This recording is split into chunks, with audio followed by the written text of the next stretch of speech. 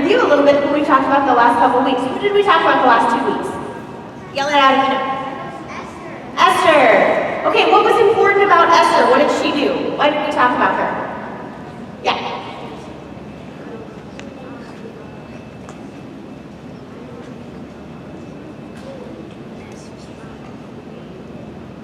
She's the queen of Persia. She was the queen of Persia. Sorry. Okay, so sometimes it's hard to hear. I think 2 people at both hours with masks on in front, and I can't understand, and I apologize because that's my fault. But so she was the queen of Persia. Remember, she was the second queen. The king got rid of the first queen because she didn't listen to him anymore. She became a queen. She was originally, or was, what nationality? Jewish. And so her whole family was Jewish, all her friends were Jewish. There was a plot to kill all of the Jews while Esther was queen. Who was kind of behind all of that plot? Haman. So Esther decided to do this thing where she brought, instead of just going to the king, because you weren't just supposed to go to the king because he could have you killed if he didn't want to talk to you, she decided to take a couple steps first and prepare things. And so she prepared a couple of banquets. She invited the king and Haman to the banquet. They ate, they feasted. She got on the king's good side, and then she asked him to save her people, to spare her people. And of course he said yes. And Haman had built these gallows, this thing where you could hang somebody. He was going to hang who originally? Mordecai was Esther's what? Cousin. So instead, when the king listened to Esther and spared the Jewish people, who got hanged on the gallows instead? Haman. Which showed us from the beginning that God had a plan for his people the whole time. Because Mordecai told Esther, maybe, just maybe, God has put you in this place at this time for this reason. He remembered that God had made a promise to the people, to his people, to the Jewish people, that he would protect them, that he would give them a home, that he would take care of them if they listened and obeyed him. So he realized, God keeps his promises. He always has, he always will. And so maybe, Esther, you are here for this place at this time. There's a purpose that God has for your life. And so we see that God was in control the entire time. And I bring that up because we're going to see that over and over. We're coming to the end of the Old Testament where we're going to start the New Testament and see the promise that God ultimately fulfilled through Jesus. So we see all of these things here at the end where God's preparing the way, and he's showing over and over that he is in control and he has a plan and has the whole time. So we move from Esther to who we're going to talk to today. His name is, talk to. We're not doing that. That's weird. Talk about today. His name is Nehemiah. Everybody say Nehemiah. All right. So Nehemiah had a very special job that he wanted to get done as well, had to trust God for. We've had challenges the last couple of weeks. The first week we had a challenge for fear and trust, and I had the bag of water over somebody's head, and I was poking holes in it and saying that they wouldn't get wet. Last week we had a very fun challenge, I thought. Who was here last week? If you weren't here, you missed out, because we had princess training last week as we talked about Queen Esther. And we brought up both a boy and a girl to go through princess training last week. They had to train in how to walk and move with their posture. They also had to train in beauty and had to paint nails. And they had to train by learning how to dance. It was great fun, and I think the boy actually did really well. Maybe even better than the girl. It was impressive. Both hours. So, we talked about how Queen Esther had been trained for so many things to become a queen and live that life, but they could never have prepared her for what she ended up having to do. However, God did, because God always has a plan. So we have a new challenge today. And because I hurt my back, I have to have somebody else do this challenge for me. So I need to build a little wall here on the front of the stage. Okay, just a little protection wall here, because y'all are on summer break, and First Hour showed me, y'all are crazy. You have lost your minds. So I need a little protection here from you on with a wall. The story's shaking her head. I'm not kidding. I think you lost their minds. I'll tell you all about it in a minute. So here's what we're going to do. I need somebody who is very strong, very brave, maybe even pretty fast. We'll see. Who can help build this wall, okay?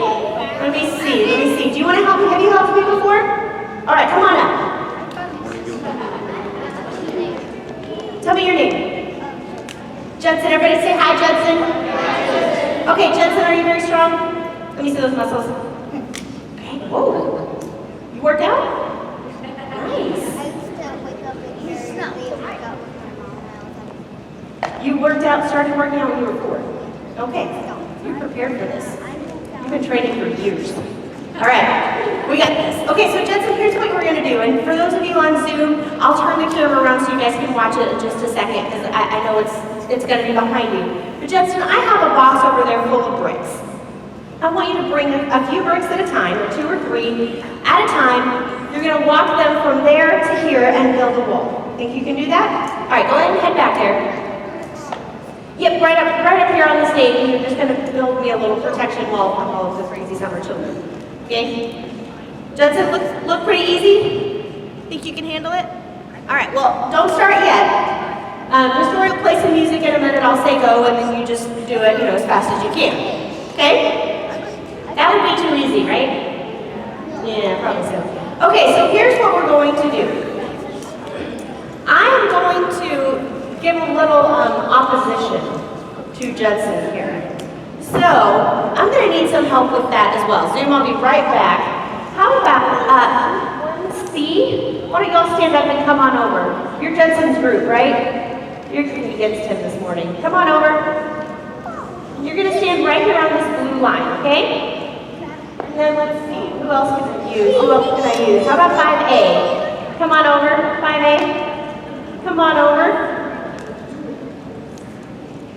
And you guys are going to stand on this blue line, okay? All right, here's your rules. For those of you on the blue lines, I'm going to turn this around so that they can see what's happening here. For those on the blue lines, I want you to stop Judson from building the wall, okay? However, here are the rules that you have to follow. You have to stay behind or on the blue line.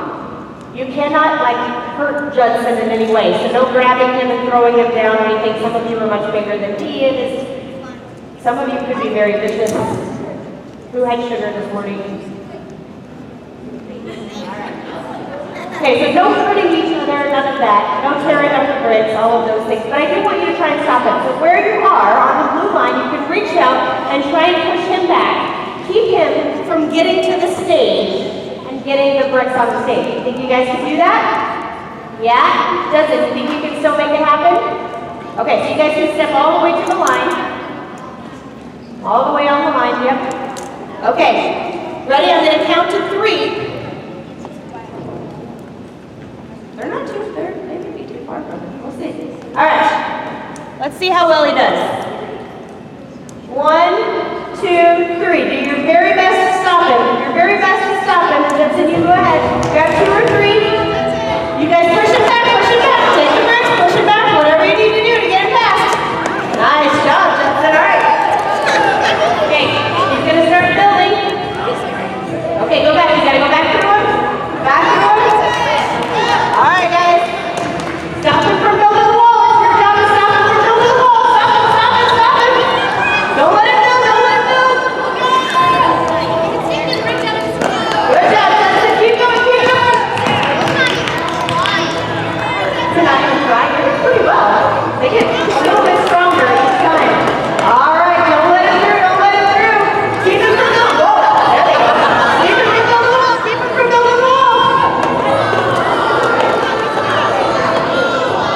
Come on, Judson, come on, you can do it. Stop him, stop him, stop him. He's got football player moves. He's trying that twist to get easy play. You can do it. Oh, down. All right. Okay, good, okay. All right, good job, Judson. All right, so he hit the ground there. So we'll pause for just a second. How hard was that? Pretty hard. Pretty hard. You did really well. I'm impressed. You had some good little moves there. I'm twisting and getting around. But yeah, are you out of breath? Okay, catch your breath. I'm going to give you a little bit of help. Okay? You need a little bit of help? Okay. Let me see. Mr. David, can I borrow you? And let me see. Who else do I have? Okay. Go ahead and head back there. That's where the bricks are. All right. step out of y'all's way so you can see. So, Mr. Dan, Mr. Cody, your job is to protect Judson and get him to the stage. Can you do that? All right. Okay, Judson, you feel a little stronger? Okay. All right, we're going to try again. So grab some bricks. Get ready. 1, 2, 3. All right. Get it through. Now let's do it.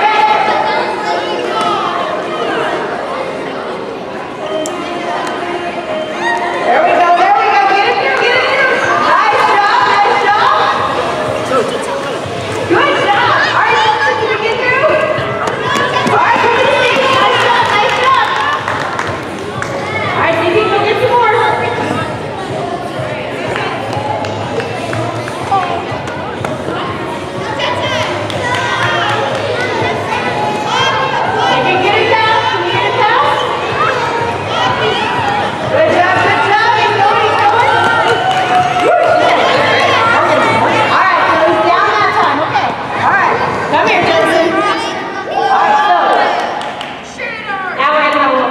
Okay, now I'm going to have every leader that is able come on over and help us out. Every leader who is able, I want all the leaders to come and stand right in front of these lines. I got this.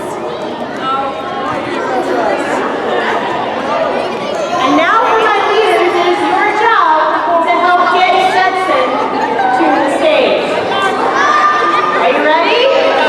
1, 2, 3, go!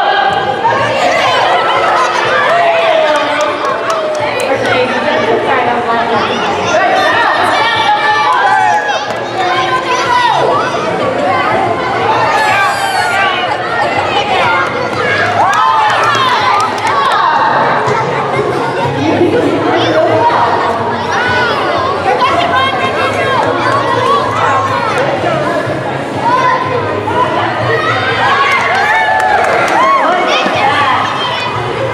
I think one more trip will happen. Hey, Justin, just bring the whole box. Just grab that whole box. There you go.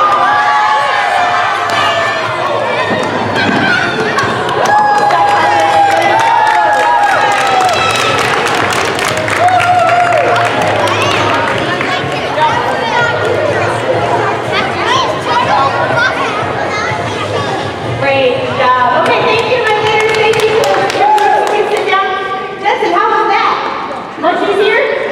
You had a really nice little passageway there. I mean, they were going to protect you at all costs. They were shoulder to shoulder, and you made it through. Awesome job. Thank you.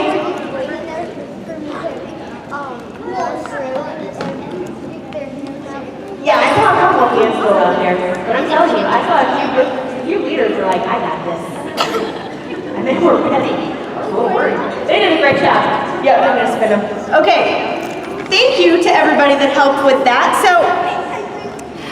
So this morning we're talking about Nehemiah. Everybody say Nehemiah. Nehemiah had a job to build a wall as well. He had a much stronger opposition than our, is that second grade over here? Or is that first grade? First grade. Okay, so I had first grade and fifth grade. And there were 1, 2, 3, 4, 5, 6, 7, 8, 9, 10 of you. So I had about 10 kids. Okay? How many of you thought Judson would make it through when it was just him against the kids? Oh, good. Oh, Judson was looking. I had this. He did pretty well. How many of you thought he was going to make it through when I gave him Mr. Cody, Mr. Dan?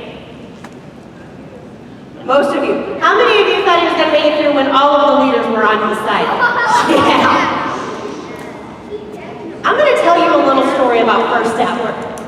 Okay, so first hour, we put 13 kids up here and sweet Aiden, who was trying to get through. Aiden never had a chance. We put a couple of leaders up there, Mr. Sam, if you know Mr. Sam, and Mr. SJ. Aiden never had a chance. We put all of the leaders from 9:30 up there, and he didn't make it still. These were were second and fourth graders. And it was that hard for Aiden to get from point A to point B. For even Judson, when I put Judson up there, it was hard for him to get from point A to point B with just the 10 kids that I had. First grade and fifth grade. Not that I don't have strong first graders, but come on, fourth graders, y'all. Then I gave him Mr. Cody, Mr. Dan, and it was still hard for him to get from point A to point B with just 10 kids and 2 big, strong leaders. Now he finally got safe passage with, I don't know how many leaders are in here, probably another 15, standing there blocking against 10 kids that are on summer break, but still, 10 kids. Nehemiah had a much bigger challenge that he had to overcome in getting his wall built. So I want you guys to think about that as we watch this morning Bible story video, and then we'll talk about the comparison between the two.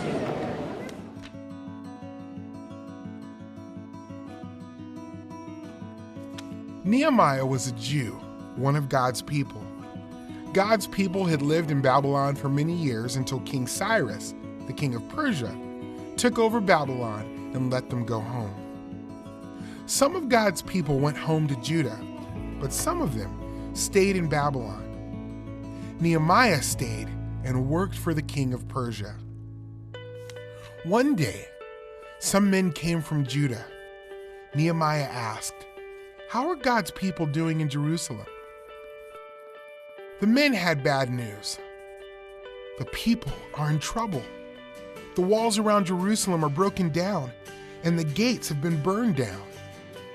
Nehemiah sat down and cried. Then he prayed and fasted for several days.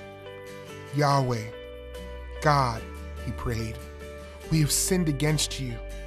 Please remember your words to Moses. If you are unfaithful, I will scatter you among the peoples. But if you return to me and obey me, I will gather you from the ends of the earth and bring you to the place I have chosen." Nehemiah went back to serving the king, but he was still sad. The king noticed Nehemiah's mood and asked him, "What's wrong? Why are you sad?" Nehemiah was afraid. No one was supposed to be sad around the king. Nehemiah told the king, "The city where my ancestors are from is in trouble. It is in ruins, and the gates of the city have been burned down.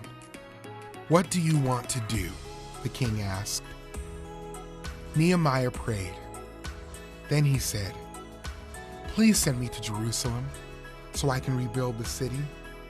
The king agreed. He gave Nehemiah letters to keep him safe as he traveled.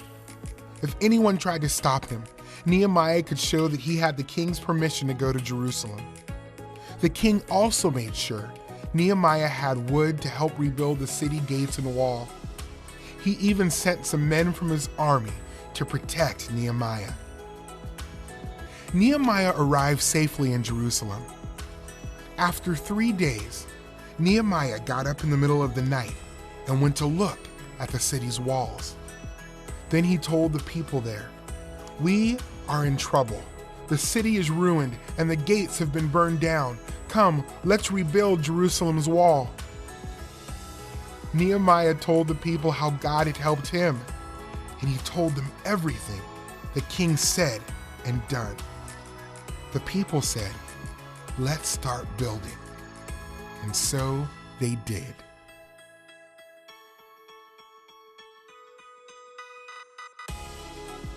Nehemiah trusted that God would keep his promise to protect his people and give them a home. When we trust in Jesus, we believe God will keep his promise to give us, his people, a home. Jesus obeyed God perfectly. He died on the cross and rose again so we can have a home with him forever. All right, so for Judson didn't have a ton of opposition. He had a group a very strong group of first grade, very strong group of fifth grade that he had to come against for just this short distance. Nehemiah heard that, so Nehemiah was a Jew. He was living in Persia. He was working for the king of Persia, and he was the king's cupbearer. Does anybody know what the cupbearer does? What's cupbearer do? The cupbearer tastes the king's wine so he makes sure it isn't poisoned. Yes, he tastes the king's wine, the drink, to make sure that it's not poison. He either checks it or, in some cases, tastes it, which means that if it is poisoned, king's got to get a new cupbearer. Okay? It's a very, not coveted position, but a very trusted position. Is it muted? So it's a very trusted position because if the cupbearer decides to just let that food and drink pass by without checking it and it's poisoned, the king dies. So he was in this trusted position working for the king of Persia, and he hears this news of God's people that are living in Jerusalem. And he hears that their walls have been torn down and the gates have been burned. And it saddens him so much, and this is why. He knows that God's people need protection. And those walls that were around the city were that protection. Without that protection, anybody could get to them. Even with that protection, there's always a chance that they're going to be attacked and hurt, and he worries for the people of Jerusalem. But particularly, without that wall, without that protection, he has this horrible sadness for them and this worry for them. So he wants to rebuild the walls. However, he's in this position working for the king. Now remember when we talked about Esther, people were not allowed to just approach the king. They had to be, the king had to ask for them, or if they did approach the king, he had to want them there, otherwise they could be killed. He got rid of the first queen because she didn't listen to him anymore. So the king's going to be a little finicky. So it says that people were not supposed to be sad around the king, and yet this had so distressed Nehemiah that the king noticed his mood. But instead of the king saying, okay, off with his head, I only want happy people around me, he asked Nehemiah what the problem was. Nehemiah told him what had happened in Jerusalem, that he wanted to rebuild the walls. And the king decided to help. What did he send with Nehemiah? He sent Nehemiah to Jerusalem to try and rebuild the walls. What did he send with him? He sent letters and some of his army and wood. Yes. So he sent letters that said that Nehemiah was allowed to be going. He sent people with him, guards to go with him, so that he could be protected along the way. And he even sent wood to help him get started rebuilding the gate and the walls. Now, again, when we think back to Judson trying to get through here and how difficult it was just to get through this little path, even with a couple of big, strong men against some younger kids, then we can think about how difficult it may have been for Nehemiah to have safe passage, how important that safe passage was to get him to Jerusalem. Because sometimes we hear these stories and we're like, oh, no big deal. He had papers, he had a couple of guards, whatever. But when you really think about if somebody wanted to overtake him, it would have been easy. Even with the guards, even with the papers, all of that, if somebody wanted to stop him from going and helping build the protection around Jerusalem, it would have been easy. Because we had two groups that could take on almost all of the first hour we had two groups that could take on all of our leaders and take them down. So if somebody wanted to stop him, they could. However, people were not really in control. Who was in control? God. He had God's protection. He knew that he was following God's plan, just like Esther did. Because Nehemiah had prayed and said, Lord, I know that you keep your promises, and I know that you made a promise that if we fall away from you, if God's people fall away from you, don't listen, that you will scatter us all over the earth. But if we obey, you will provide a home and protection for us. And Lord, I trust you in that. And I'm going to go to the people. They're going to turn from their wicked ways. We are going to obey you, and we know that you will keep that promise of a home and protection for God's people. And if somebody tries to overtake God, never gonna happen. God cannot be overtaken. If all of the armies in the world tried to attack Nehemiah, but God was in control and wanted him to have that same passage, they would never be able to defeat him. God is in control. And I say that because we saw that in Esther's story, we saw that all through the Old Testament, that over and over and over, God keeps his promises. God takes care of his people. And that's very, very important. Because as we end the Old Testament and move into the New, we see promises that God has made to us. He has made promises that he has a purpose for our life. We have a reason for where we are. He has a plan and a purpose for each one of you. That's a promise that he has made. And since we know that he has kept all of his promises, we can believe in that promise.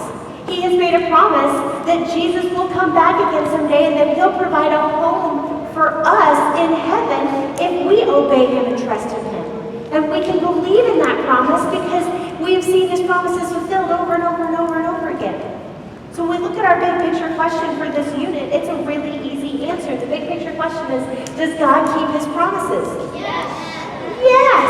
He always has and always will. And I love the answer that they put with this because it says God is always faithful even when we are not. God has never seen something that somebody has done and gone, oh, well, I'm just going to break my promise then.